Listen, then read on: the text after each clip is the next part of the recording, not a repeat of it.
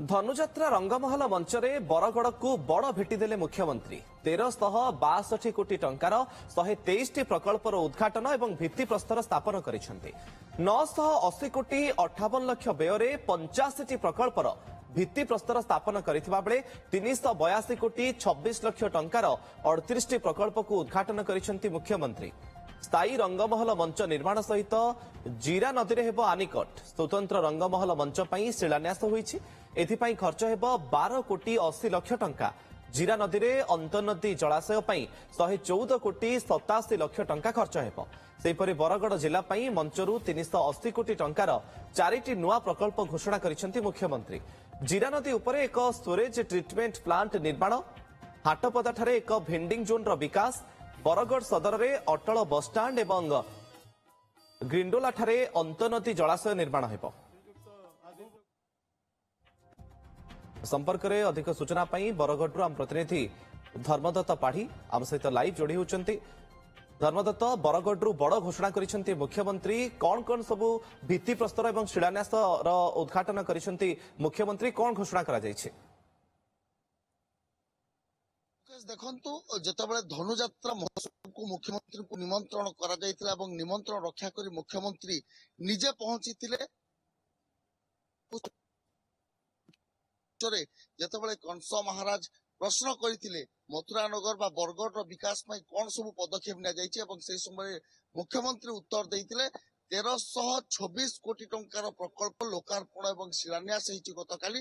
जदि कहबा जो भाव शिलान्यास करथिले मुख्यमंत्री प्रतिश्रुति पूर्व दिया जाइथिला कि जो जीरा नदी में आनिकट तैयारी हेबो तार गतकाली शिलान्यास होइतिला। एवं सबुठारु बड़ कथा होउछि जेतेबेले विश्व दरबार में धनुजात्रार एक स्वतंत्र परिचय रहिछि एवं सेठारे जेतेबेले रंगमहल तैयारी करबा को कहा जाइतिला एवं से रंगमहल रो शिलान्यास करथिले मुकेश। एवं जेतेबेले रंगमहल एटी हेबो ताकू किभଳି भाବରେ भव्य दिव्य करा जाई परिबो, लोके किभଳି भाବରେ रंगमहल को देखि परिबे, सेति में 12 कोटी टंकार अधिक टंका शिलान्यास मध्य करा गला। अन्य पटे जदि कहबा इंडेक्स बॉक्स कथा जो केनाल रही बरगढ़ ताहा मध्य करा जिवो। एवं सबुठारु गुरुत्वपूर्ण कथा होउछि बरगढ़ जलस्तर को वृद्धि करबा पई जो आनिकट कथा कहिथिले गतकाली मध्य शिलान्यास होइछि एवं खूब शीघ्र तार मध्य काम सरबो। अन्य मुकेश देखंतु बरगढ़ वासींकर दीर्घ दिन दाबी रही जो राज दरबार होउछि ता हाटपदारे होउछि एवं सेही स्थान रे जेहेतु मार्केट अछि ताकू किभଳି भाବରେ सुंदर करा जाई परबो, सेति पय मध्य आगामी दिन रे भेंडिंग जोन हबो। ये भली भाବରେ विभिन्न प्रकल्प जेतेबेले मुख्यमंत्री शिलान्यास चति लोकंक मध्य उत्साह देखा मिलता। एवं जदि कहि परिबा लगातार भाବରେ ये धनुजात्रा 2 नंबर थर मुख्यमंत्री आसिक पहुंचନ୍ତି एवं जेतेबेले मुख्यमंत्री आसिक पहुंचबा परे कंस दरबार रु ए सब घोषणा करिसंती लोकंक मनरे अनेक उत्साह मध्य देखा मिलता। अन्य पटे मध्य कहि परिबा जेतेबेले मुख्यमंत्री मंच ऊपर को आसीथिले अभिभाषण रखिथिले मंचरु किंतु गोटे बड़ कथा कहिथिले मुकेश, दुर्नीति खोर को बर्दाश्त करा जिवनी विजिलेंस मिलुछि तामाने विकास रो चित्र ही देखुछि बीजेपी बोली कहिथिले।